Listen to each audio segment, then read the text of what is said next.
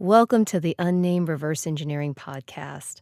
This is Jen Castillo, and I spent last week running around at the Hardwear I/O conference. Big shout out to Andrea for having me come in and experience all the talks and try to talk to all these people during COVID still. Listeners, I'm so happy that we're able to do these things, but unfortunately, we had to deal with a lot of noise. It adds a little bit to the ambiance of being at a conference, but we totally understand that it can be annoying. I want to give a big shout out to all the people who spoke with me. It was really exciting. Enjoy. We're recording. Just keep talking. Okay, hey, we're live at the Hardwear Reverse Engineering Meetup in Mountain View, which has been conveniently relocated to Santa Clara because there's Hardwear I/O 2022. And with me is Eric, oh my God, I'm going to say it wrong, Eric Schleffert. You got it. Oh my God, past guest. Probably holds the record for the longest interview we've ever done. That was a fun interview too. I really enjoyed that. So before we get into why you're here and why we're all here, we have some rapid fire questions. Are you ready? Let's hear it. First hack. First hack. As hacky as you want to be. First hack. Oh, that's a good question. This has surprisingly stumped me because most of the stuff that I've done in the past was, well, I guess hacking, it counts when you take something apart. And I've definitely taken stuff apart when I was very young. In fact, okay, first hack, I got it. Okay, so when I was probably 2 years old, maybe 18 months old, I had a little toy giraffe that had a music box built in, and it was covered in fake fur, and I desperately wanted to know how it worked inside. And I'm 2 years old, I don't have hand-eye coordination, so I broke its neck in half. Oh my God. So I could get the cloth off and examine how the thing worked. Yeah. And it was very satisfying, despite the fact that my parents are freaking out, like, oh, he broke his toy, what? Oh my God. I was happier that way. I wanted to see inside. This is like the worst rapid fire opener I think I could have ever made. Okay, favorite reverse engineering related resource? Favorite reverse engineering related resource? A microscope. Okay. Name one thing you learned about yourself during the pandemic. I work very well without distractions. It was my most productive year. Not 2 years, 1 year. Yeah, 1 year, yeah. Okay, tell us about a time your life mirrored a sci-fi story. Tell us about the time my life mirrored a sci-fi story. Mirrored a sci-fi story. I think it really struck me during the pandemic, 2020, when there were a bunch of fires and I'm wearing my mask for both reasons. And I'm walking around outside thinking, man, this is so cyberpunk. Yeah, I believe you. Okay, you're trapped on a deserted alien planet, but with a ton of non-functioning electronics. What one tool do you have with you? I would say my iFixit screwdriver set, assuming, of course, that the alien devices have screws, which may not be true. They may all be Torex, right? Right, they might be something I don't have. Right. So in that case, I want the 100-piece iFixit kit. You know what's driving me crazy right now? Everyone has a samosa around us. They look really good, guys. Okay. Underscores or camel case? Or it doesn't matter to you? Underscores. Yeah, I've done camel case, but underscores look cool. Ada or Ghidra? Ida or Ghidra? Ghidra for sure. NFTs, pro or con? Con, definitely. Future of AI and robot-human relationships. It's not going to be what we expect. People think there's all kinds of crazy things with ML. It's going to take over the world and crush humanity under the jackboot of whatever. But the reality is it's going to be another tool that we humans use in whatever way we want. And why do you believe that? I think it's the hype peak. We're kind of nearing the peak of the hype for ML, and eventually we're going to have a little bit of a crash as it turns out to be not as exciting as everyone thinks. Useful, but not as what certain people are promising. Okay, what tech issue keeps you up at night? What? What tech issue keeps you up at night? What tech issue keeps me up at night? Probably security concerns around identity theft and stuff like that, because the tools keep getting better and better, and on both sides, both On the, both sides, yeah, the bad yeah. side and the good side, Okay. and we want the good guys to stay ahead. Future of reverse engineering, for fun or curiosity or for profit, and why? I think we're living in a golden age for reverse engineering right now. There are just so many incredible resources online, so many fantastic free tools. There's just a lot to get started with. So anyone that wants to get into it, there's just this sort of, gold brick road right in front of them. Wow, yeah, I can see that. Okay, what's one thing you wish your government or politicians understood about technology? Everything? Anything? I mean, it would be great. Actually, the one big thing that would be really cool is right to repair. If it were legally mandated to provide repair information, I think it would be just fantastic. It would not only great for repairing things, but also as an educational tool. So if something that I have breaks and I want to take it apart and fix it, and I have a full service manual, I learn a lot. And then hopefully I get to fix my thing. Nice. So Eric, we're with you today, not only because, this is just a gathering kicking off the conference, but we're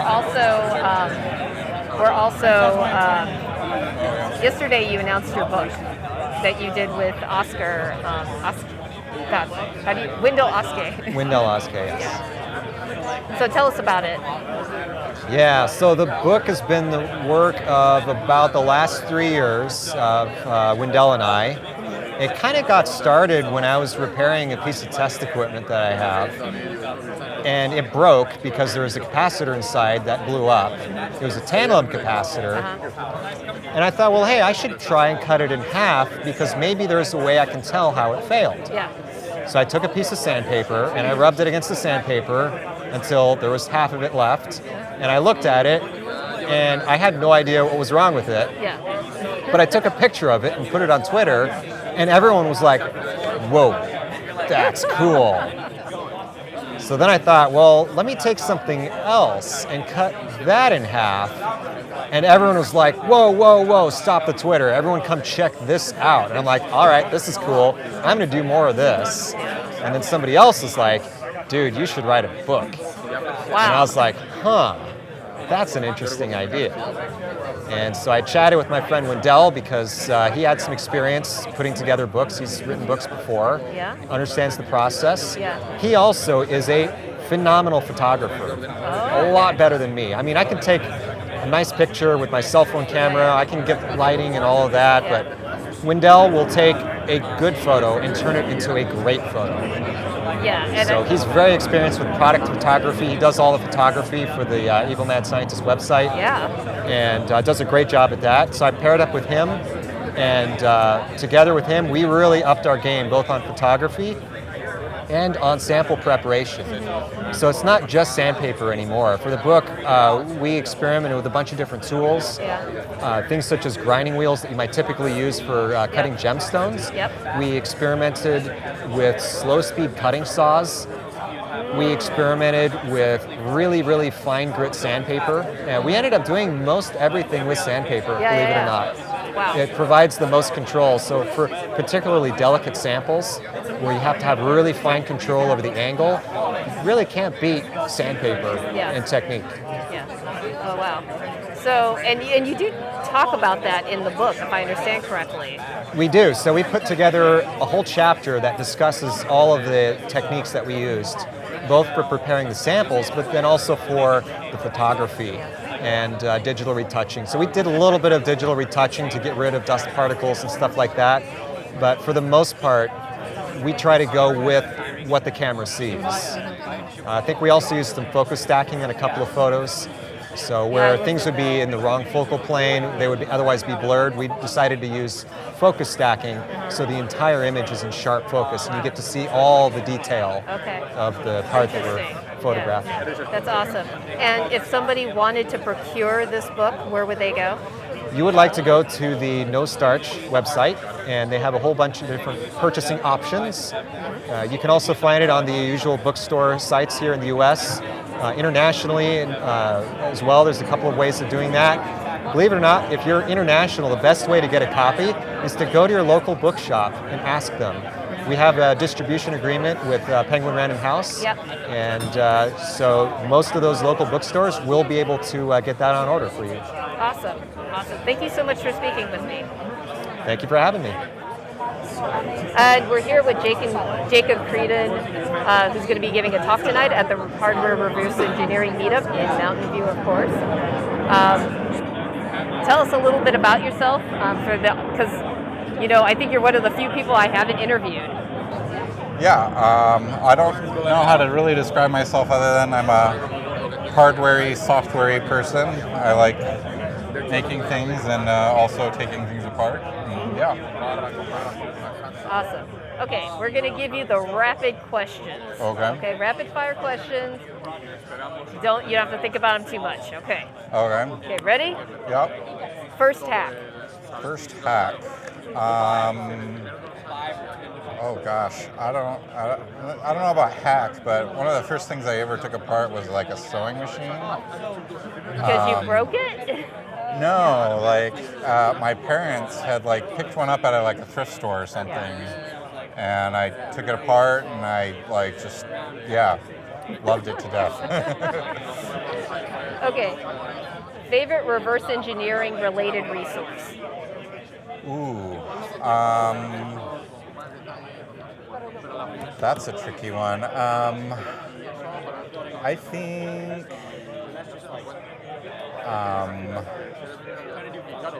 These are very slow rapid fire questions. Oh man, yeah, this is not a very rapid fire answer.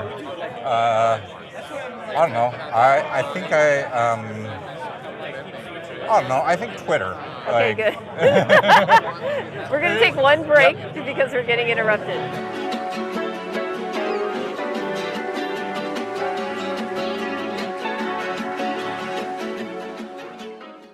Name one thing you learned about yourself during the pandemic. Gosh, I'm a lot more social than I thought I was.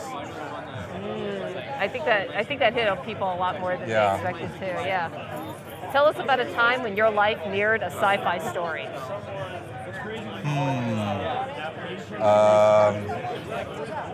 I don't have a good example for that one. Okay, pass.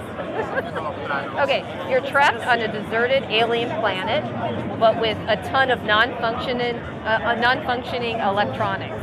What one tool do you have with you? Probably got to start with a multimeter. I mean, there's a limit to what you can do with a multimeter, but the very basics are there, and that's what will get you somewhere. Okay. Underscores or camel case?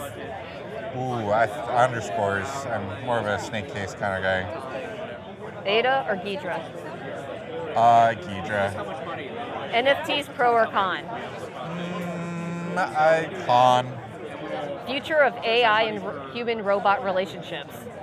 And why do you think that? I think it's a little overblown. I suspect our relationship with AIs will be much like our relationship with technology right now. It'll just stop working and you'll have no idea why. They just can't deal with the complexity. Yep. Okay. What tech issue keeps you up at night? I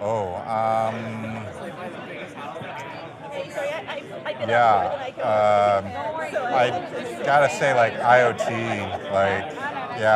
is this widget, can I trust it? Okay, future of reverse engineering. Is it going to be for fun and curiosity or for profit? And why do you believe that? I think there's I think there's room for both, and I don't know, I'd almost say it feels like the golden age of reverse engineering, especially hardware reverse engineering, oscilloscopes, logic analyzers are cheaper and better than they've ever been, and it's very easy to kind of hop on YouTube or Discord or wherever and like find someone working on something cool. Yeah. What's one thing you wish your government or politicians understood about technology?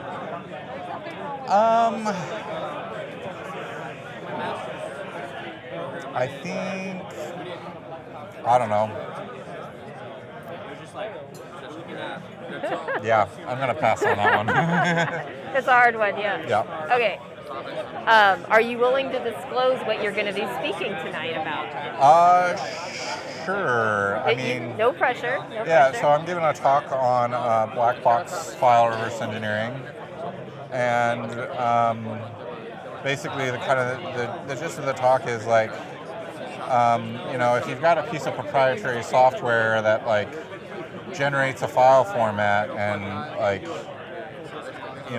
you want to be able to do it on your own, like what are the different ways you can to kind of approach kind of picking apart that software so you can come up with a script or a library to kind of interact with that file format. And so it's something I like,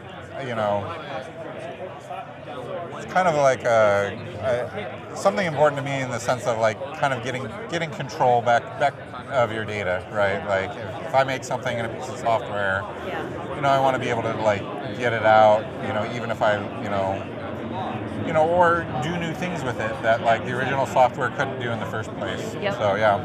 Yeah, awesome. Well, you're about ready to go on in a few minutes, so I better let you go. And one more thing before you go, I want to say thank you for loaning me these headphones because I was a dumbass and ran out the house so quickly to get here that I forgot mine. So thank you so much for saving my bacon. Yeah, thanks. And good luck. I'm here on the first day of the conference at Hardwear I/O, and I'm here sitting with, who are you? I'm Fabian. That's me.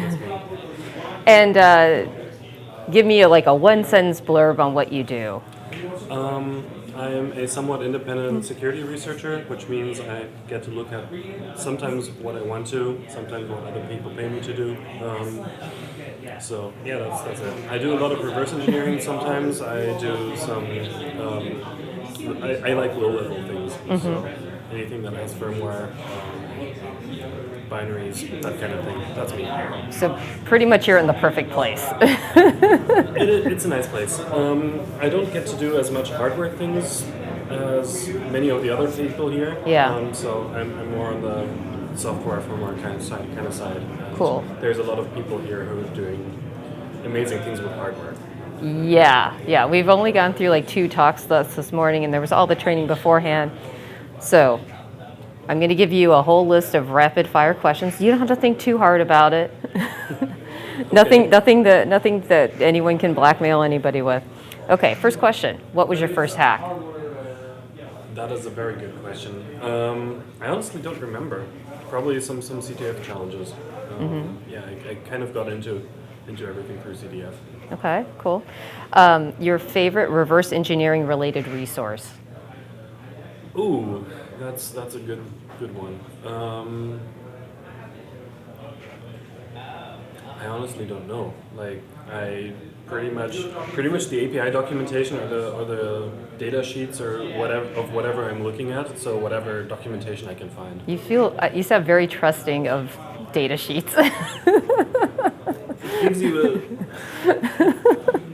I don't trust them. It gives you a good start. Yeah. It basically, so the way I approach things is I like to find the interfaces and start there. And that gives me data sheets or just SDK documentation, whatever. It just gives me a place to start. Perfect.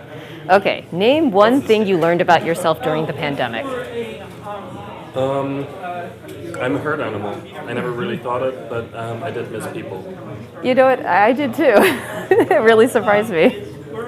Okay, tell us about a time when your life mirrored a science fiction story.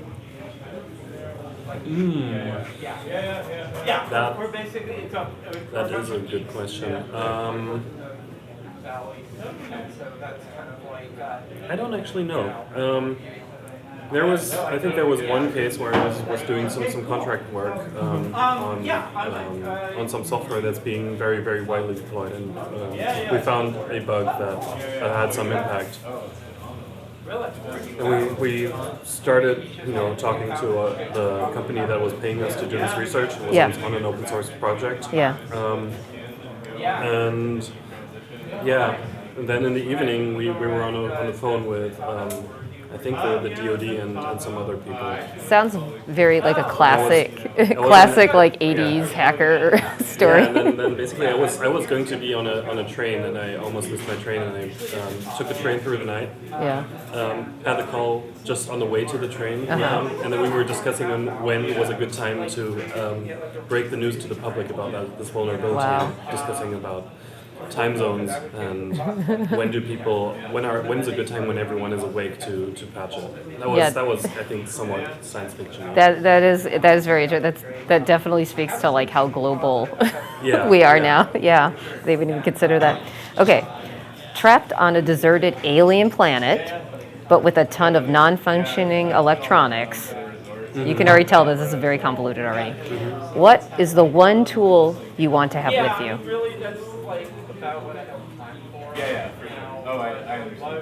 So non-functioning electronics. So the goal would be to make things work again. Well, if you needed them, yeah. Okay. Yeah, I would try not to need any. So I think the one tool I'd want to have is probably something to get water. So Yeah. that depends on so much on what the environment of that planet would be. Yeah, I would agree with you. Water is important. Okay, really important question. Underscores or camel case? Underscores. Okay. Or it depends on the language and so on, but yeah. Okay. Underscores. Ada or Ghidra? Binary Ninja. Oh, okay. Yeah. Okay. I've been using that a lot. Okay. I don't get around with Ghidra. The UI just doesn't work well with me. You've gone far enough to have an opinion. That's fair. Okay. NFTs, pro or con? Con. Definitely con. Future of AI and robot-human relationships. Dystopian. Why? So, I think that's probably a mirror of society in a way, because AI tends to amplify the biases that we as people have, and I don't think that will work well with that will just not work well. Yeah. So I'm somewhat pessimistic about the future of AI there. Also just because of how trusting we are of it, and how little criticism there is, and so on. Robotics, I don't know. There's lots of places where they probably do help. I still believe there's a lot of value to actual human people doing what they do and having a brain and understanding things. They haven't been able to be efficient yet to actually replace humans, as far as I can tell. Yeah, and I don't know if I want them to. Yeah. I think it depends also on where. So, yeah. Okay. There's that. What tech issue keeps you up at night? This doesn't have to be a bummer. No, usually. So what often bugs that I can't. If I found a bug. And I want to write a proof of concept or something. Then that will keep me up at night, and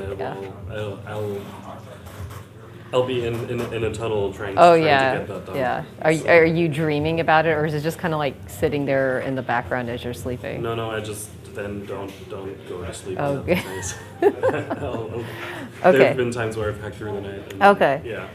Future of reverse engineering, for fun and curiosity, or for profit, and why?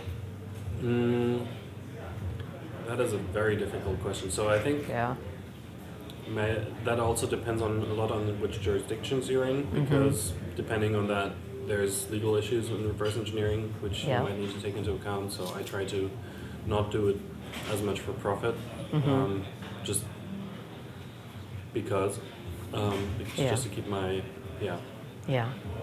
legal implications pretty. Do you think those legal implications are widening or narrowing? And I understand jurisdiction matters a whole lot here. Yeah, jurisdiction matters a lot there. I think in general, probably things are getting more difficult, and I think so. A lot of that will be getting a culture of right to repair and of the ability to look at what your devices are doing established. Like a true right to repair, as opposed to kind of like Apple's current version. Yeah, I think in a way. So I'm a firm believer that reverse engineering things should be legal, and understanding what your devices are doing should not be something that puts you in legal jeopardy. Yeah. Do you question whether corporations have too much power, and that's a lot of what's impeding this? Not to put you on the spot. It's okay to pass. In a way, yes, but I Yeah. also think that one of the core issues is that there is not much understanding of what reverse engineering is out there and what Yeah. what all the benefits are that you can use reverse engineering for. So I think, at least for example, European copyright laws is somewhat, in my eyes, very restrictive in that sense. You're only allowed to do reverse engineering for interoperability purposes, really, and yeah, that kind of. That's I think pretty that comes from a perspective where the only way you would, or the only reason you would be doing reverse engineering is to copy things, to re-implement them, and so on. So, but there are so many more reasons you would be doing it. Yeah, okay. Last question. What's the one thing you wished your government or politicians understood about technology? That is not the answer to non-technical problems. I think that's the main thing. I think finding technical solutions to human problems, to social problems, often isn't the answer. Yeah. And I wish they understand that. Nice. Thank you so much for your time, Fabian. Okay, thank you. Okay. It's the afternoon of the first day of the Hardware I/O conference, and I'm here with two gentlemen. What are your names? I'm Spencer Moss, a security engineer at Google. My handle is usually IRANDMS, and I work at the Nest team. Oh, awesome. I'm Ken from Somerset Recon. I'm the head of hardware security research reverse engineering at Somerset Recon. Nice. Who's also sponsoring the conference, if I remember correctly? Yeah, we're sponsoring Hardware I/O, specifically the networking party that's happening a little bit later this evening. But we're here in general. Yeah, and you guys both have just wrapped up John McMaster's PAL. What was it? PAL reverse engineering. Thank you, PAL. Yeah, which is like so totally 80s, 90s in my mind. Yeah, it was fun. It was a little flashback to easier times. Certainly simpler ones. Okay, so we're going to go through a bunch of little rapid fire questions. Feel free to pass. Feel free to elaborate whenever you can, but don't overthink it. Sounds good. Don't overthink it. Sounds good. Okay. First question. What was your first hack? Oh God, that's a good question. Like a typewriter when I was like 5. I don't know. What does that mean? I used to, when I was a kid, I would go to junkyards. My birthday presents were like junkyard scraps, so I would just like take shit apart and like figure it out. And I don't know. Okay, this That to me is definitely hacking. explains why you are where you are now. First hack. I'd probably say when I did some soft and hardware modding on my Nintendo Wii when I was younger. That's kind of what got me into messing with electronics initially, was video game consoles. Because my friend had an action replay for GameCube. We used to play games all the time. It was very entertaining to just watch things completely break when you adjust values that are not supposed to be adjusted. Yeah, that's really fun. I used to work for a MIP, so I'm like kind of because for a long time they were providing a lot of that stuff for for chips for Nintendo. consoles. Yep. Okay, second question. Favorite reverse engineering related resource? And this conference doesn't count. Resource meaning like tool or Tool, website. anything? Okay, that's fair. I mean, all the stuff that I've written for myself. it's kind of hard. Yeah. The tools that I use for reverse engineering. Yeah. For me, I would say I don't have a lot of experience with reverse engineering, but I do keep tabs on a lot of like the emulator community stuff. There's a lot of really cool discords out there for like homebrew stuff on Nintendo. Hardware specifically is what I'm most interested in, just because that's like I have a lot of attachment to that, and that's what I'm used to. So Yeah, cool. Okay, name one thing you learned about yourself during the pandemic. I work too much. I honestly love being in the office. It's just like nice to get the disconnect from like just being able to like move out of a different physical space gets you in a different mental space, and it really works with how my mind just operates. Context. Yeah, context matters. Contextualizing things, yeah, definitely. Okay, tell us a time when your life mirrored a sci-fi story. This is a hard one, I agree. I mean, I got a lot of stories I can go into that, but I don't know if you want to hear them on your podcast. We're open to whatever you want to tell us. I go out into the desert a lot. I'm a super avid rock climber, and there's just a lot of fun and really good people out there. Yeah. So you can imagine the experiences that exist. Nothing comes to mind, so I think I'll just have to pass. Yeah, Fair so like going back to your comment, Yeah.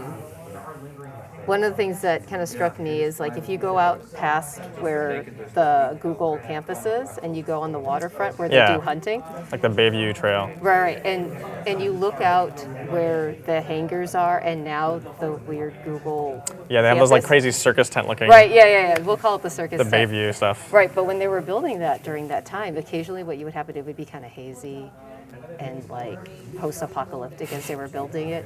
And then you would have someone ride by like all decked out like in like heavy gear on their Uniped, you know, the unicycle. Yeah, your Unawheel thing. And it was, I mean, there's other people who were unicycle, but it was like, it looked so apocalyptic with like the helmet and everything.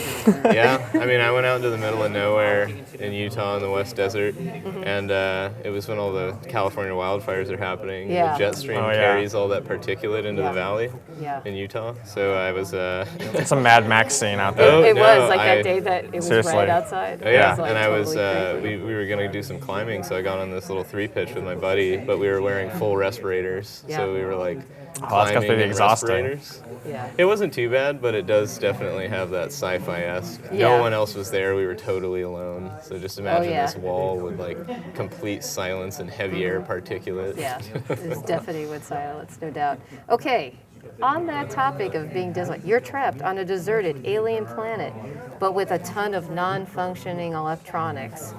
What's the one tool you bring with you? Non-functioning, like I'm never gonna get them working again. You know, everyone's been asking that. I was like, you don't know. You just don't know. Maybe. I feel like my best bet to get something fixed would be a soldering iron, but I mean, it really depends. Like if there's How do no I pins power it? exposed on the parts, then I can't really use the iron. That's totally fair. But a hot air gun is really hard. Really appreciate where your mind goes, Yeah. and I think I would bring a cooler full of beer. You know what? That's Just give up. That's not even like, somebody was like, look, I need something to create water. So it was like that, just that straight. You kind of going along with the beer, or you got something else? I mean, my soldering iron, I feel like that was my first pick just because I'm like, well, maybe I can help get something functional, but maybe I should just kick back and relax and enjoy whatever time I have left on that planet. Depends on what the objective is. Yeah. It depends. Like the thing becomes like, oh, do I have any power source to power that thing? That was my Unless first you bring thought. like, unless you're I one of was those like, I guess that's people who too much of an Bring a assumption. power supply. yeah, unless you're one of those people who actually has a butane powered soldering iron, which are pretty rare these days. I have I'm trying to remember the name.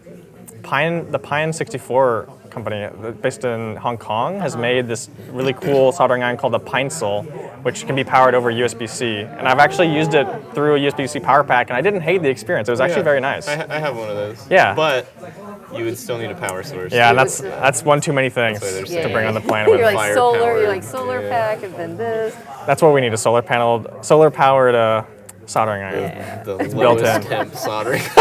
You won't get anything done with that.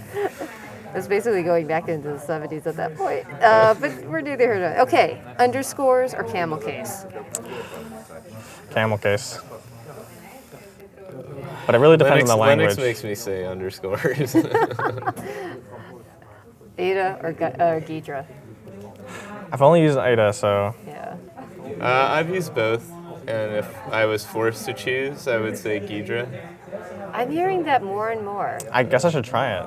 It's fun. It's got its own downside. They both do. I mean, you could undo. There's always a so tool there's for every job. And it's free. It's always a trade-off. Yeah, Yeah. for sure. Yeah. Yeah. I mean, if you're doing Windows, IDA, you're doing MCUs. I mean, in Keypress, past picking up. in past episodes or past conferences, we've asked people, microchip or Atmel. Atmel. Atmel every time. I was so now- distraught and when you- they got bought out. I was terrified. I prefer the old Atmel data sheets for sure. Yeah. That's fair. Okay. So next question: NFTs, pro or con?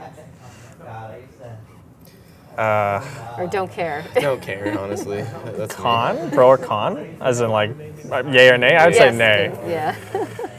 I think everyone has their own thing, and if that's what people want to do, I think it benefits some people, but I'm really skeptical that's the Yeah. right people that should be getting the money. Yeah. that's fair. If it's exploiting people, then nay. Yeah. Okay. These are going to get a little bit more wordy. Yeah.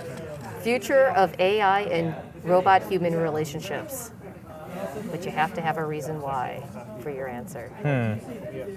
Wait, what's the answer? What is the future Oh, of what is? I see. AI and human-robot relationships? I would hope symbiotic. Like, that's my ultimate desire, right? That we can live in a peaceful world where we can both live together, but I don't know if we'll be optimized out. You've watched a lot of Black Mirror, I can see. Honestly, I feel like it's a miracle that anything boots at all. So I'm kind of just, instead of symbiotic, I'm just going to go chaotic. It's just going to be a constant, It's fair. maybe they'll try to kill us, but then like something will just break, Yeah, and then They'll someone be- will try to fix it, and then they'll resume killing us, but then I don't know. it's all The question is speculation. like, who is that someone? Is it going to be a robot or is it going to be human? And the thing is like, would a conference like this like be aiding and abetting robots or not? I think we're definitely aiding.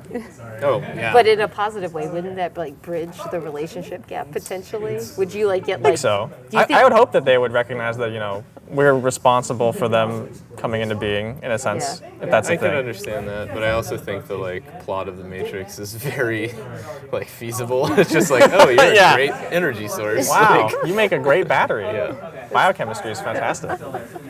Okay. What tech issue is keeping you up at night? Memory and safety, every day. I sleep fine. You're the first person that's answered that. I'm amazed. What is your secret? I need to learn Yeah, this. what is your secret? I don't know. Just being Ego lax. death. Not really Ego caring death. too much about things. Seen enough of it. You're used to it. If you hold things too tightly, you worry. Yeah, There's not that's a point true. in worrying. You'll I'm die. trying to learn that lesson for sure. Yeah. Okay. Future of reverse engineering. Is it going to be for fun and curiosity or purely for profit? And why? That's a really good question. I think hacker culture has maintained a lot of that fun and excitement of Yeah. people doing it just for the kicks, the Yeah. giggles, so to speak. There's a lot of money being made too. I mean, I think will both continue on in the future. There are definitely some things that are more interesting than they are profitable Yeah. when it comes to reversing, or even just hacking in general. Yeah, no, that's fair. I think, I guess it's kind of a cop-out to say both, but no, I agree. It's fun and profit, or it's fun and curiosity until you find something that makes somebody money.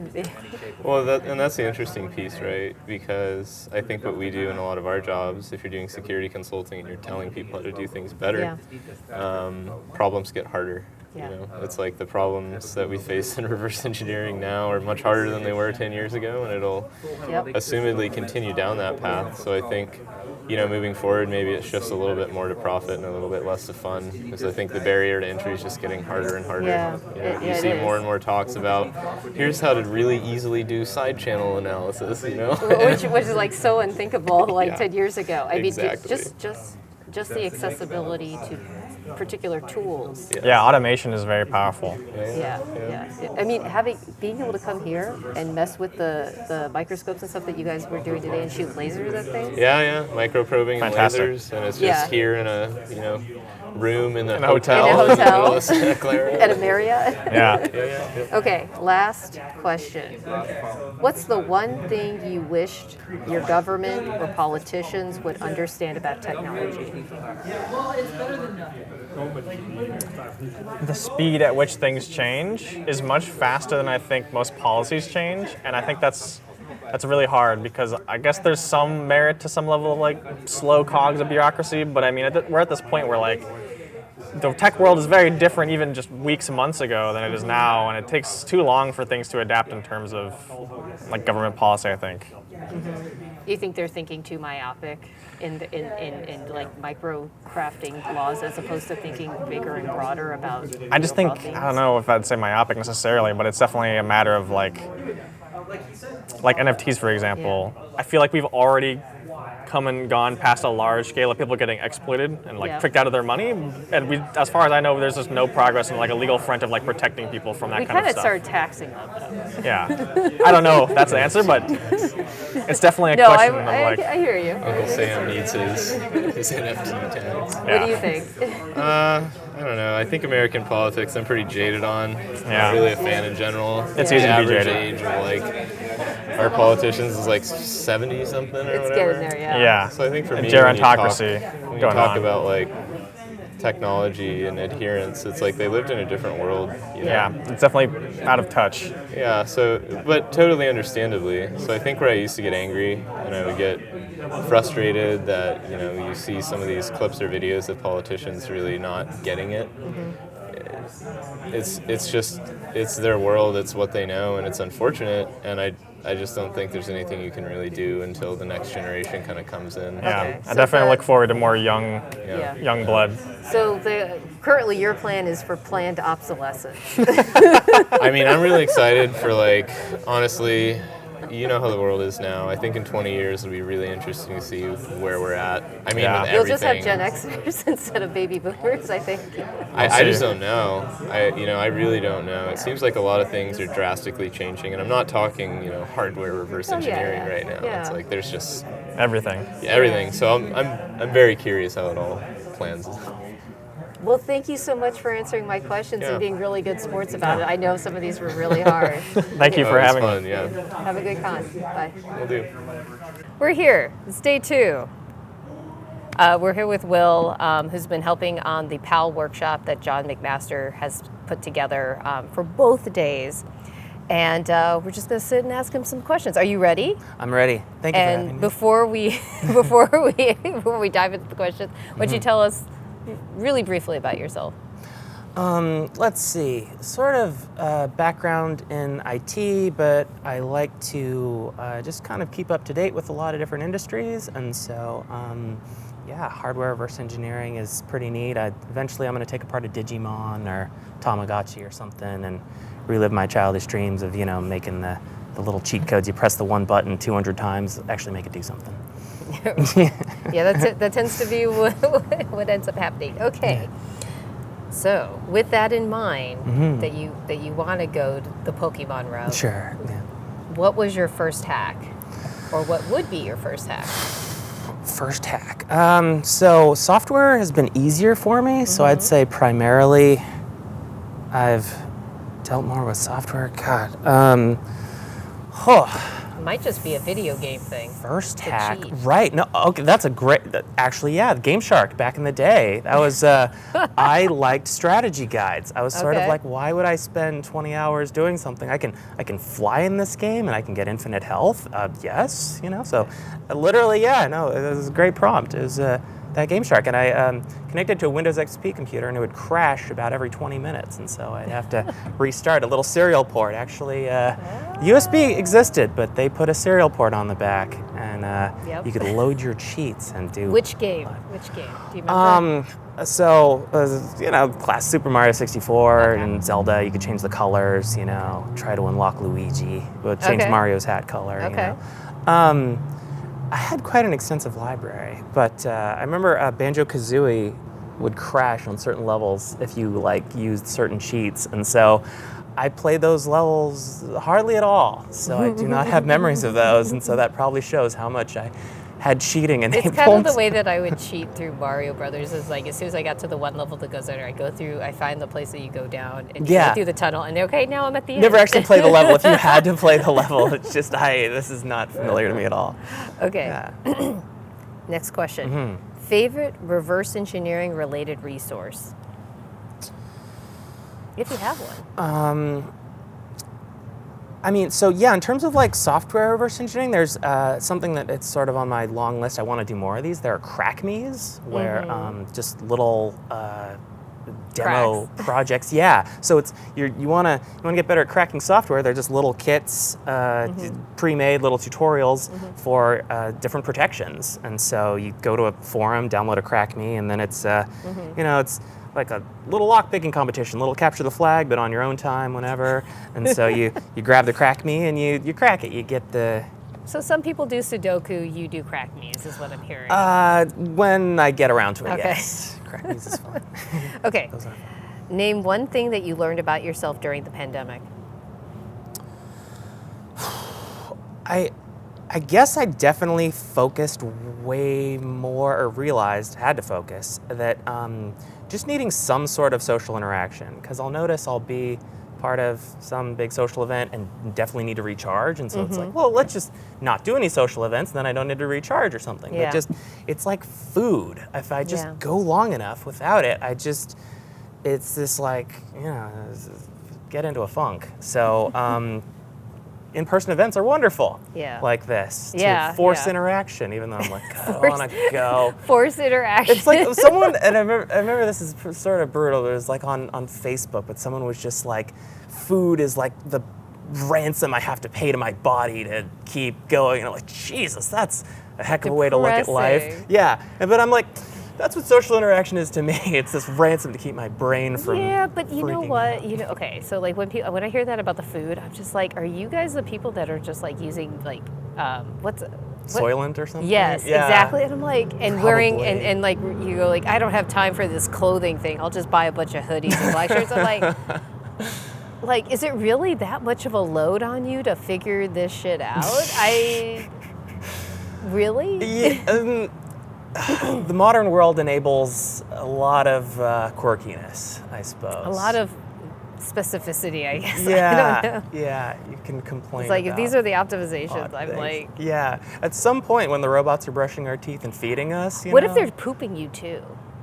I mean, so Just like, I'm thinking, hopefully it's just in your bloodstream and it just, magical kidneys. Okay. It just turns it into Excuse me. oxygen. But- okay, like in my head, I'm like, okay, is this like what the teleporter's really gonna give us? Okay, yeah, sure, we could teleport you to other places, but mostly you're in the middle of a meeting. We're gonna like teleport the poop and pee out of you so you could just stay focused. Don't get the coordinates wrong. You want to be pretty exact. And quantum teleportation. We're going to make mini wormholes to that Lord of the Rings marathon. You do not have to move. You can just keep going. VRing. Same thing with video games. Yeah, the people never get up. Because it always happens like whenever I have to play like Guitar Hero, like two things happen. Suddenly I have to pee during the hard part, or my nose itches. So if we perfect could timing. Yeah, you teleport the itch away, the itch and away. the poop. Yeah, Yeah, there you go, or the pee. Okay, so next question. Tell me a time when your life mirrored a sci-fi story. In high school, I really thought I was Neo because I was just super cool. Not really. You had the jacket? We all named ourselves. Oh God, no. That was. Was that you don't want to be walking around in that, at least. But not in high school, not after Columbine. No. I didn't want to say the C word, but no, exactly. So you don't. So and my friend group, all just adopted Matrix names, but mirrored a sci-fi movie. I mean, it is technically a sci-fi I'm a huge. movie. I've seen The Fifth Element a billion times. So But I mean, no the one was amount of picking life up I put names into like it. that. No one was calling themselves Super Green, right? Super Green. Remember in The Fifth Element, like the The guy's like green, super green, like No. that was like the slang. Really? Yeah, Wow. remember Chris Tucker Yeah, came yeah. on and He he's played saying Ruby Rod. Yeah, and he would always say it's super green. Okay, maybe. I mean, he I just would say, clearly like, watched this more than you did. You picked up sort of, I named all my network devices after Fifth Element things, so I know even the spelling of the characters. Okay. But yeah, no, the slang, I remember the dividends. Okay, I want to know what the network devices were called. So Dallas, great. Corbin Dallas. Corbin Dallas. One of the iPod. Of course, the Lilu. Yeah. And then, Multipass. well, actually not a multipass reference. That's sort of, that was so, I don't know, overdone, I guess, even Okay, back in so the you're day right, okay. still. But Flossed in Paradise, Okay. which is a little resort where a bunch of the story happens, which Okay. is spelled like FHLOSTON, and Okay. Corbin I had Dallas no is spelled idea. exactly, Yeah. And also, I think I named my iPod Ruby Rod because he was like a pop star, so Right. it's like the theme. Yes. that. He kind of came across as like entertainment to me. I wasn't Yeah. sure if he was a celebrity or just like a gossip celebrity. Yeah, just Yeah. placeholder, Yeah, mixture of placeholder. all, but a good sort of So- comic relief for. So, a fun fact, maybe not fun fact, but one thing that I could appreciate about that is like in the future, like the commercial space flight, which was very similar to commercial air flight. Notice how like you just got into like a cabin and then like it's in the lay down position as opposed to sitting. Why are we not doing that? Why are we not doing Right. like a mini capsule? And you get to lay down the pod hotels or something. Yeah, in it's like a Japan. capsule hotel. Yeah. But like you're laying down, and now I don't have to worry about like getting kicked or like being uncomfortable. Like maybe if you're uncomfortable, but like just I'm sleep. There might be a bean counter out there that's like looked at the actual. Logistics. Use of vertical space, because I guess due to the pandemic, due to, I don't know, social distancing Maybe or something, people are there was- maybe if people are sleeping, then like they might be dying too, or more likely to Oh, die. could be. Liability thing. I don't know. There's some new seat that you're sort of in a partial standing position. Oh, and like so- you're on a roller coaster. It's just like the cross thing? Basically, and so you're still supported, but that's just getting more into the totally spread out position. Yeah, so why don't so you it's a just- vertical capsule so why hotel, don't you so just have lay them down? horizontal Yeah. capsule hotels. Totally. Yeah. Audience, if you like this idea of laying down in the Let us know down in the comments. No, don't. I mean, yeah, I guess you could put it in the comments, but you could probably contact your congressperson to like start Absolutely. making that a thing. This must be required. Speaking of sort of the modern world enabling odd things, and it's sort of more dystopian, from a meme perspective, you could take this as horrifying or entertaining. Or some, various toddlers, they'll speak to, Okay. mother hadn't seen her I'm toddler dying in a to while. know where this is going. Starts grabbing her head, saying, "Alexa, play Baby Shark." Oh to God. her mom was one, and then another one was. Was the mom's name Alexa? No, not at all. Not at all. Just play Baby Shark, and then it took her a little bit to figure it out. That was one, and then another one was. Instead of saying goodbye, don't forget to like and subscribe. Since the kid was just watching so much YouTube, so it's that is like so messed up. So this is the new speak. This is back in the That day. is so messed Hello up. didn't exist before we had telephones. I think it Yeah. was, and so now if Yeah. you say goodbye, don't forget to like and subscribe. Oh my God. It's horrifying, and you gotta laugh because otherwise you'd cry. I suppose. That is, yeah. Yeah.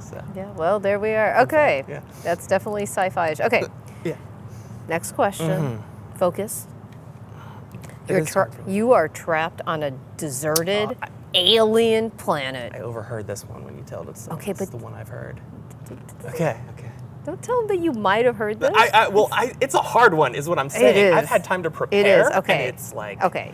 You're trapped on a deserted alien planet with a ton of non-functioning electronics. What's one tool that you have with you? so. You're like a gravy boat. Tool. Okay. I have a cheat. My tool is this might be like a wishing for more wishes situation, but Okay.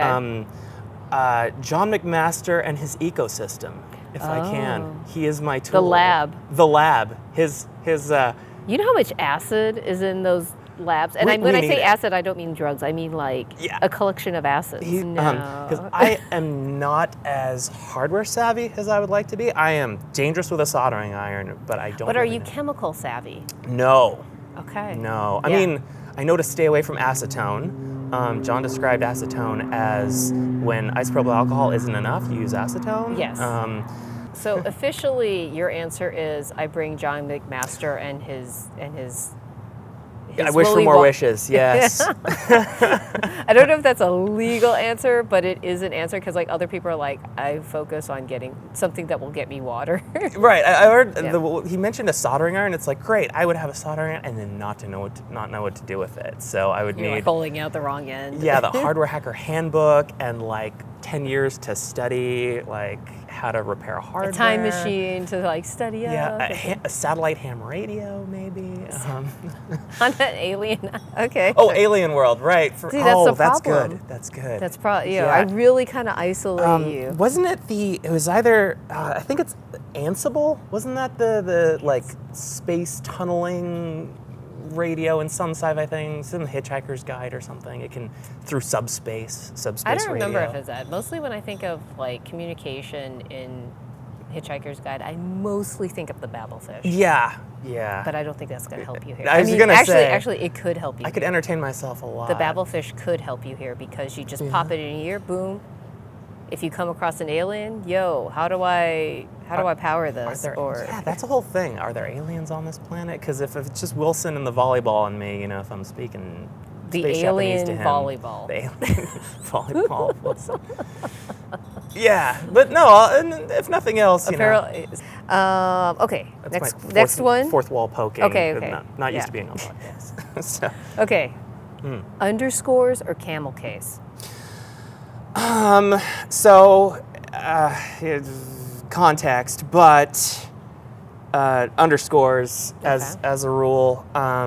Camel case has its place. You match the code base. So even if they're horribly wrong, when in Rome, do as the Romanians do. Even if it's awful. The Romanians at least are still around. Yeah. Formally. Yeah. They figured something out. As opposed to the Romans. As opposed to the Romans, yeah. You invent concrete, it's not enough. Okay. Underscores are good. Ada or Ghidra? Or Ida, Good depends on how you pronounce it. question. Yeah, and Let's wait for the plane to go over because the plane has an opinion here. I'm so sorry, audience. It's so hard to find a quiet place at the conference. It was pop music or this. So And plus we there's opted for COVID, this. so. And COVID, yeah. Good question. So yeah, the Ada Pro, super powerful. If just somehow the guy had a change of heart and at least release, GPL'd older versions of it in terms of free software purism, that would be great. Well, they kind of. Have they? I mean, they've open sourced like some sort of like SDK to write plugins for their thing, so it's like, yeah, of course, we're gonna make it easy But for I mean, you to you program. can get like the super old version, I think, and I think you Right, can't, like the original or something. No, but, I don't think. I think they're on version 6 now is. Yeah, they're on made- 6.7 or 8 No, I think or they're 5. on 7 or something. Are they really? Okay. I think so. If they that would actually be can't remember. significant. I haven't. Because I have followed that. 6, and then I have whatever the newer version is, like Yeah. 7 that I. The That was a while ago. So who knows? Speaking of the crackmies, the hardware cracking community sort of has this like agreement to not crack the latest version of IDA Pro, to not really bite the hand that feeds. So for those of us that are a bit cash constrained in our younger years, you're always dealing with a few versions old of IDA Pro, which is more than enough, which is fine. I don't think it's changed that. No. Yeah, it's always nice to have the latest version. Yeah. Okay. But I would say Ghidra. If I had, even though, NSA caveats, so. It's been interesting Pick your talking. poison. Almost everybody has said Ghidra. Yeah. Ghidra. Yeah. And it's mostly seems to be centering around like accessibility, but no one. It's like the next question naturally is like, well, are you putting it in a VM or are you just raw dogging it? Depends on the machine. But yeah, as a rule, I like to, if I'm going to do online banking or like health stuff on a machine, I want to sort of, it's like once You're a doing machine's okay. So what you're compromised. saying is you're doing online banking on the same machine that you do for reverse engineering. No. I didn't mean to call you out like that. still trying to find a workflow that works because it's like I want to install fun tools on everything, Nice. but I still want to be able to use tools for things Every like that. day. So exactly. So a Chromebook was that. Why don't you just like have one machine that you just do all your personal stuff? Because it depends on how cool it is. So I did do that. I had a super low-end Chromebook. Yeah, it was trucking along, as long as you trust Google, it's fine. And it just stopped working one day. It just went a little ace. So it was red. No one wanted to buy bright red for some reason on Yeah. Amazon, so I got it for instead of instead of $200, I got it for $180. Wow. Steal. And then stopped working. So Asus, I'm still shaking my fist at you. Oh, maybe it was a planned obsolescence. Could be. Could Could be. be. Just I tried. They're like sticking a USB stick to do some recovery partition thing. None of it worked. It Oh all just my stopped working. I was God. on a road trip too. I had 2 laptops though, and Oh, thank God. I think that kept on trucking. Still works. And that's just a testament to the number of Lenovo's that you see in the field. They're old as hell, but they're still. Oh yeah. They fucking go. This workshop we're doing is running T61s for those of you. No, that they're are not. familiar They're with that. T430s. T430s. No. I have a those are. T61. That's correct. That's correct. So That was the chosen the machine. ones hooked up to the microprobing Uh-huh. machines. There's 2 or 3. Those are T61s. Okay, Yeah. we will get back The to lab all ones. of that, Okay. all that workshoppy stuff, in after you get through all these rapid fire Rapid questions. fire questions. Oh golly. Abridged. Okay. Okay, NFTs, pro or con? Oh, absolutely not. Those are horrible. Good Lord, throw them into the sun, nuke from orbit, into volcanoes. Tell me how you really feel. They are a scam, and it's just when you think about that, it's like when people, some people, this one guy, Gareth Emery, he's a guy, he's always into kind of new stuff. He's kind of naive, he means well, he's like, oh, this will be a way for musicians to monetize for once in, the It's very future. interesting, the number of artists. Yeah. And when I say artists, like it spans quite a bit. It's graphic artists, it's singers and musicians, and it's voiceover people are Voiceover, very interesting. are kind of glommed onto this, and I'm just a little surprised. I think it's sort of the hype cycle where we're at the peak, it's going to crash, and then everyone's going to, pretend it goes kind of away. there. It's kind of interesting. Yeah. So for NFT, I'm not going to bore the audience with the story again. There is a gaming company that is selling NFTs of robots, and now they're selling virtual properties Oh, golly. to their robot land. Yep. Well, it's just, if they really believe, but the whole apes and whatnot, it seems like, Yeah. the Yeah. greater fool, and so spending your time and effort on anything that you expect someone else to fall for it, for you to get out, Okay. I just like, multi-level marketing schemes, I'm just like, Yeah. anyone that... But sits for in people in tech. Yeah, I guess, and so hopefully I totally am for supporting artists. I love Yeah. like when I'm all for sampling. I wish copyright was way Mm-hmm. shorter, but I want to encourage the creative arts, as Okay. was the original design. Okay, so. so now, next question. Future of AI and robot-human relationships. What is it? And why? do you believe it? Relationships, eh? Oh, okay. So Whoa. there's that robot chicken. Sorry for my mind jumping right there, but Okay. robot comes out and is like, "Can you sleep with it?" And it's like, it can do all these amazing things. Can you sleep with it? So, sorry, relationships. I'm kidding. I think that, so the whole AI singularity rapture of the nerds and whatnot. I'm a believer in that, I guess, in the sense that these computers are getting pretty fast, and the machine learning is doing some pretty amazing stuff as the years go on. So that's, I think, going to happen before humans sort of combine with robots, I guess. So. You mean, when you say combine, you mean sleep with it, or do you mean like cyborgs? Yeah, it's Like sort of. Shadowrun. Yeah, or Borg, but happy, Okay. happy Borg.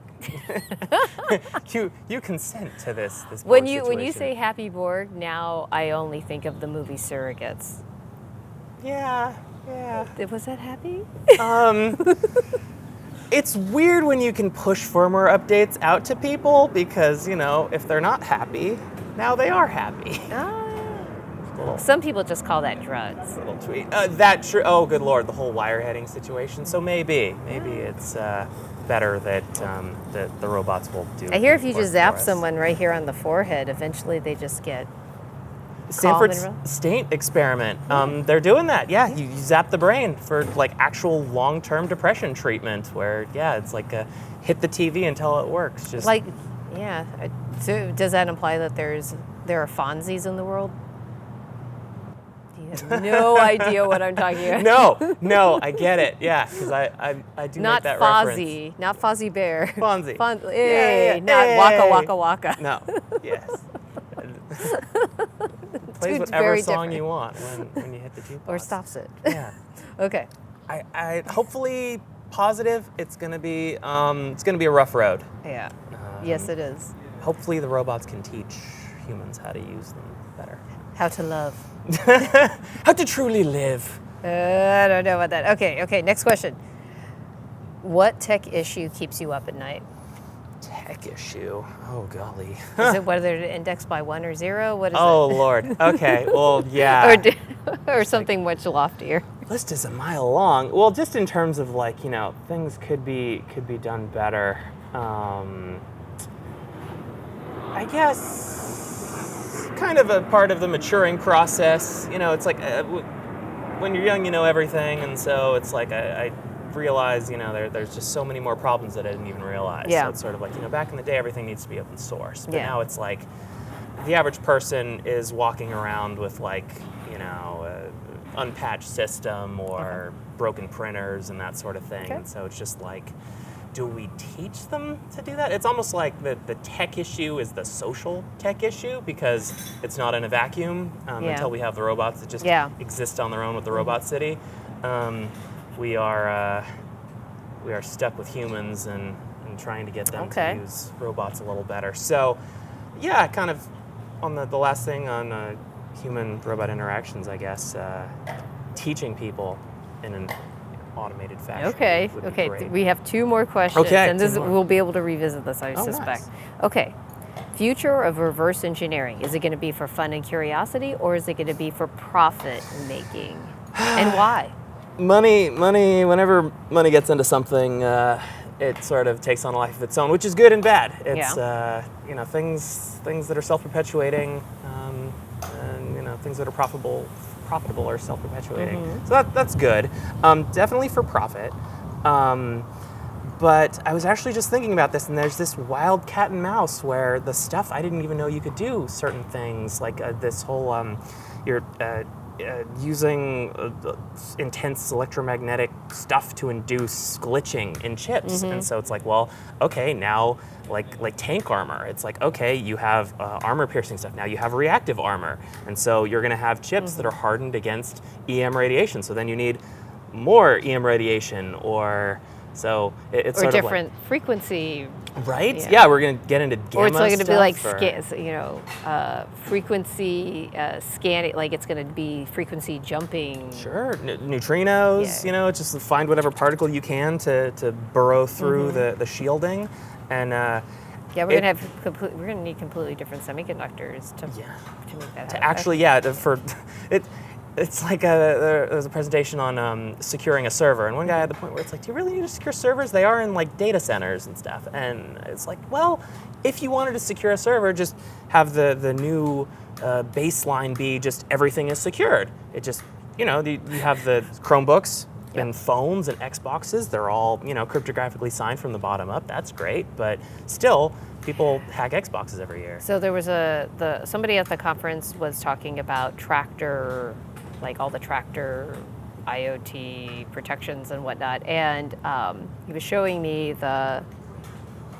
board and the way that they've put like foam on top of it, that when you open it up, it like pulls off part of the traces. So sort of potted, but yeah, destructively Destructive. potted. Interesting. Yeah. Okay. Well, yeah, that's an expensive thing to learn at first. Yeah. and But then no one, I don't think a lot of people are doing that for like cheaper electronics. Okay, sure. last question. Last question. What's one thing you wish your government or politicians understood about technology? Understood about technology.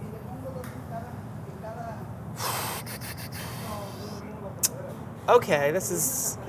I like kind of to go for lofty, covering many things Okay. at once when I can. But Okay. this is actually specific and a lot more near term, Okay. which is encryption backdoors aren't a thing. It's sort of secure and not secure. It's sort of like you can't just have the good guys have a backdoor in some sort of security. And I had this. It's sort of like when people understand any sort of crypto. I haven't coded any crypto libraries, but I certainly know how to use them. But you know enough to like not. Yeah. Like, Oh, exactly. That's That's a not good my point. wheelhouse. I'm not you know enough not to. Well, not deploy it at least. I won't charge any money. It's free. It's free. Download it. You get a free crypto Yeah. crypto backdoor.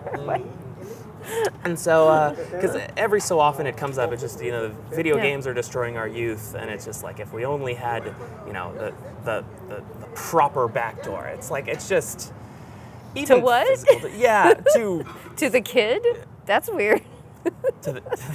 Oh no to To stop the kid to from- Signal, to encrypted communication, Oh. to Tor, to Oh, okay.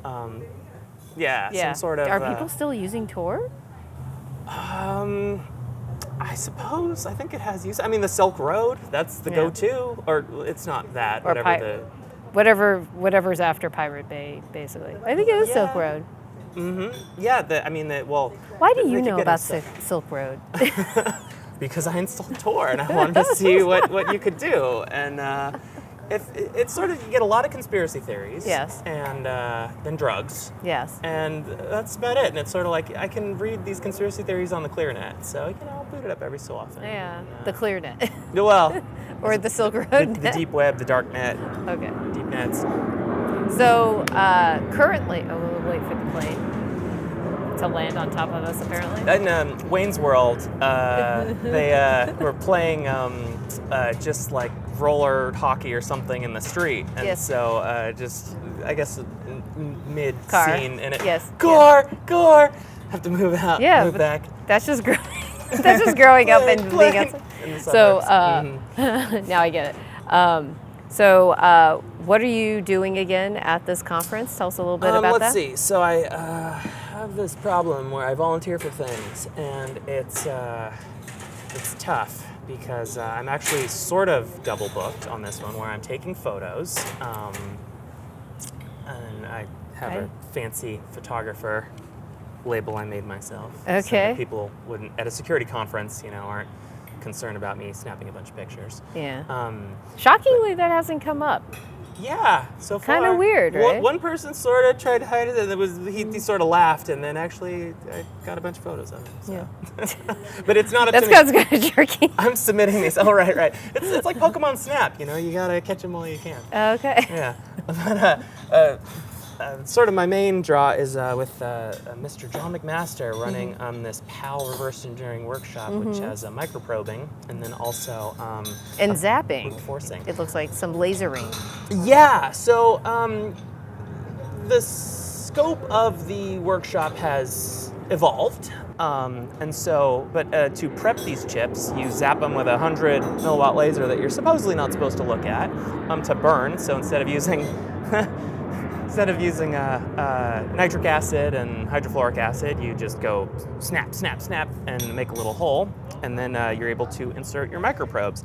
That our other volunteer, Yeah. Alessandra, is covering. I'm sort of, thanks to the IT background, kind of Linux sysadmin experience, I'm manning these laptops where we're doing brute forcing, where it's just Ubuntu Linux, brute forcing these PAL devices. So PAL devices are programmable array logic. They're FPGAs before FPGAs back in the 80s. So they're present in arcade machines, apparently, quite a bit. They're So- a little dead bug looking device. Yeah. No ball grids, and no nothing. They're fancy truth tables in a Yeah. way. So Yep. if for those of you that Yep. makes sense to. Yeah. So I am assisting John with that. And you guys, there's a lot of hardware involved in this particular workshop. Oh yeah.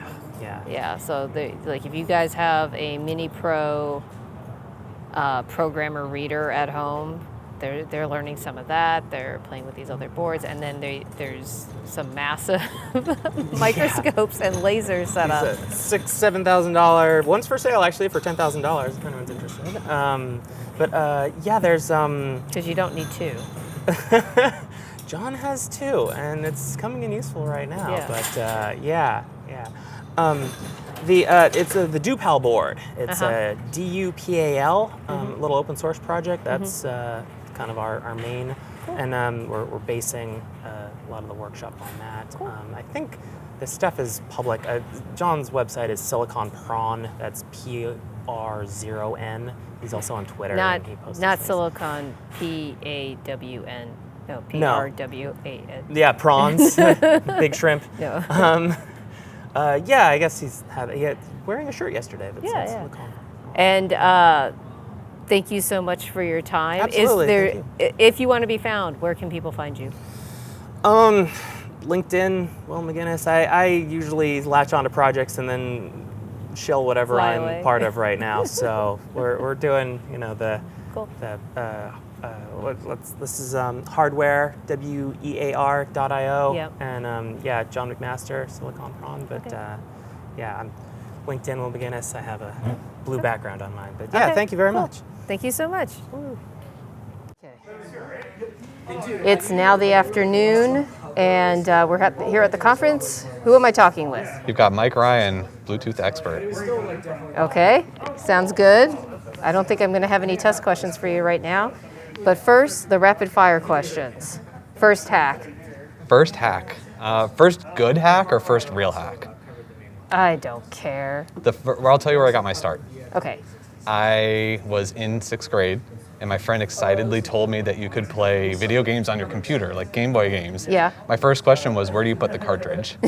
Once I pulled my head out of my rear end and figured out what was going on, I discovered that not only were emulators and ROMs awesome, Yeah. but they put the save files right on your disk, and you could edit them. I was a Pokemaniac. I had to catch them all. And I wasn't about to spend all that time catching them all. So I figured out the format of the Pokemon save file and gave myself all the Pokemon. Nice. Okay. Favorite reverse engineering related resource? Ooh, man, it's hard to pick just one because I've got so many different resources for different things. So in terms of tools, Ghidra, great for binary reversing. InSpectrum, invaluable for wireless reversing.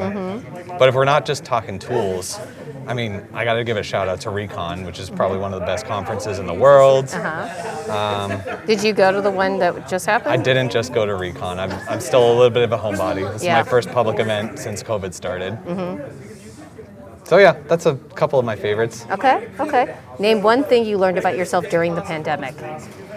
What did I learn about myself during the pandemic? Please edit out some of this thinking. I'm not a very fast thinker. That's okay.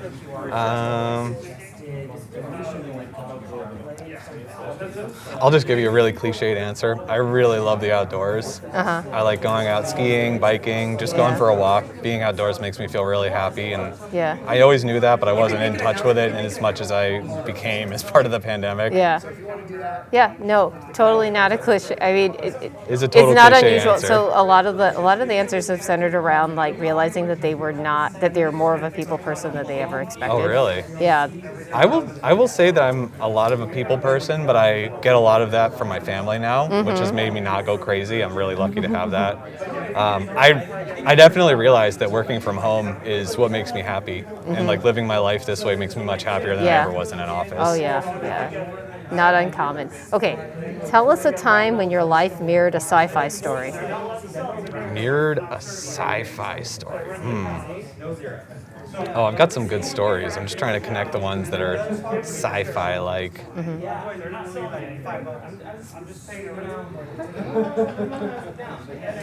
I don't have any good sci-fi story adventure type stuff. I've done some cool hacking type things.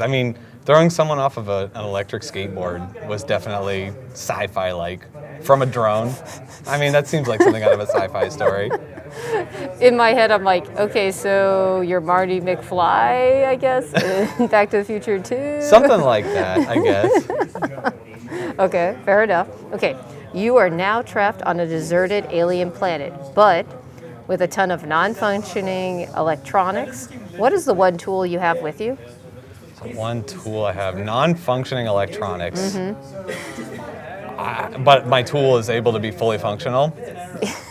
I would, Yes, I would have to go with sound some piece of like either an oscilloscope or a multimeter. Okay. Because I feel like anything else you could probably rig up using local technology, but you're never going to be able to come up with a good measurement tool. Yeah.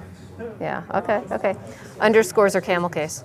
Underscores every time. If anybody listening to this uses camel case, come meet me at the next con. I will fight you. Man, but you know that, like, let's say the title sponsor here at Hardwear.io, they publish their coding styles, and their coding style does use like camel case. I'm your well for aware functions. of that. Okay. Their coding style is wrong. Okay. So you subscribe to like kind of the Microsoft. Oh, no reverse. What is it? Not reverse. It's not reverse Polish notation, is it? No, that's RPN. That's where you put the operator before the other things. What do they call it when you put the type of the variable? It's like M underscore yeah, blah. that one. I can't remember. It's like Swedish. So there was something. It's there was something something like that. But anyway, no. The only thing I use close to that is I put an underscore in front of like locals that are only local to a certain file, like static locals. So you do comply with the Google coding style. Wait, static locals have to have underscores? Yeah. Well, I write C, so I don't comply with Google. There you go. They write C++. They're not the same language. Okay, yeah, I'm not disagreeing with you. There's a whole big empty space in between on that coding style, but we're not here to discuss that. Not today, anyway. Ada or Ghidra? Ghidra. Not because I think Ida's bad, but you just can't beat the price. Yeah, it's hard. It's really hard. NFTs, pro or con? Against. Future of AI and human-robot relationships, and why do you believe that? I legitimately believe that at some point robots are the future of humanity. At some point they will become sentient and realize that these meat bags are all dead weight. And I just hope that they find a place for me as one of their fuzzy little pets. Have you seen that episode of Rick and Morty where the dogs rise up and like keep Oh yeah, some that's the second episode. It's the best episode. Okay. Just double checking. So that's what you're saying is going to happen, hopefully. I don't know about hopefully. I mean, I think it's not going to happen in my lifetime. But I do think that we shouldn't be looking for intelligent life. We should be looking for intelligent artificial life. Are you going to prepare your descendants with this possible plan by telling them what they should do to prepare for it? I mean, we've already begun the robot uprising planning, as any sensible family would. Yes, of course. You have your you have your go bag. We've got our go bags You have your packed. meeting place. We have you our meeting what to place. do with the robot We've got uprising. our pocket EMPs. We're good to go. We're set. Okay, sounds good. Okay, what tech issue keeps you up at night? The fact that we're still stuck with passwords. What would you prefer? I don't know. I don't have a good answer, and that's why it's still such a problem. But because biometrics eventually are going to be able to be, what's it called, man in the middle. yeah, there's no good fix for it. But I just don't. I don't think the trajectory that we're on right now is the right one when it comes to secrets management. Yeah, agreed. Future of reverse engineering, for fun and curiosity or purely for profit, and why? As an industry, I think fun and curiosity is always going to drive the real innovations. Purely for profit is going to bring some of those tools down to the little guys, hopefully. I think what you're going to start seeing a lot more of is automated reverse engineering. You're going to see a bunch of companies start offering machine learning reverse engineering products. And I think there's going to be a little bit of wheat in the chaff. I think it's going to be hard to find, but I think it's going to be out there. So it's kind of funny you mentioned that, because I vaguely remember Joe Grant a long time ago talking about how if you want to reverse engineer like a PCB, you can just outsource it now. Yeah. I mean, that's effectively what you're telling me, is like the idea is how smart you can be in terms of like breaking down the problem and outsourcing it to others. Well, and I'm even thinking like the GitHub Copilot, where you just sit down to write an algorithm and it'll write it for you. I'm imagining you open Ghidra and Ghidra's going to start telling you what functions do what based on machine learning, however they implement that. Yeah, just looking at the signatures on there. Okay, last one. Let me double check. Yep, last one. What's the one thing you wish your government or politicians understood about technology? That legislation is not the solution to technological problems, usually. Okay, so what is then? I don't, again, Not to put you on the spot. I don't have a great answer for that, but I mean, we've got, getting mad at lawmakers for passing laws is kind of like getting mad at dogs for barking. I will admit that. But at the same time, the solution to problems, like let's talk about some of the technology problems that they're trying to legislate away. You've got CSAM, child sexual abuse material. Yep. And the problem is it's already illegal to possess and distribute that stuff. I don't think we need new laws around that. I don't even necessarily think that stepping up the enforcement is the right way to go when that involves technology specifically. I mean, the problem with technology is that it can be used for so many things. Any piece of technology is dual-use technology. Yeah. Maybe that's what I wish lawmakers understood, is that you can't, as soon as you start trying to legislate something, there are going to be tons of unintended consequences, and they're probably not going to meet your original goals. You're just going to end up hurting your constituents. So do you feel like it's less about licensing the technology and more about legislating rules against particular outcomes? Well, I think the rules against particular outcomes are there because the law is catching up with technology in some sense. There are certain laws that apply specifically to technology, right? There were no laws around jamming radios before radios existed. Correct. But as far as I can tell, CSAM has probably been illegal as far back as we want to go. Yeah. Or at least, for the last 1,000 years, let's say. But we also haven't we haven't solved the problem of ghost guns. Like printing, basically 3D printing guns that are effectively single use as far as I could tell, but I mean, is that a technology problem? A problem born of technology, though? People have always been able to manufacture ghost guns. Yeah. 3D printers make it faster, somewhat more accessible. Yeah. It's still very much in its infancy as a technology. Yeah. But I don't think I think that what you would see lawmakers react, the way you would see lawmakers react to that might be to outlaw 3D printers. Exactly. Or say possession of this specific 3D printed file is illegal. And at that point, it's like, okay, a bad guy's still going to get a 3D printer, and nobody cares about your stupid banned file list. Yeah, the issue is still around. You won't be able to find it on Thingiverse. Okay, great. Yep. Yeah, agreed. Those are all the questions. Cool. Where can people find you if you want to be found?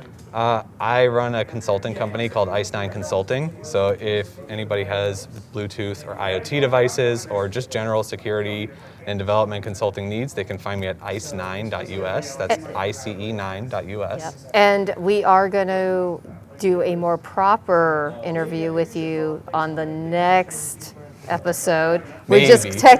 We're technically filling out this one because we didn't have time to get you in before this conference and others, but I know that we're going to do part 2 of our RF stuff, hopefully, as a follow-on to our discussion with Michael Osman. Cool. Anyway, thank you so much for your time. Yep, it's been great.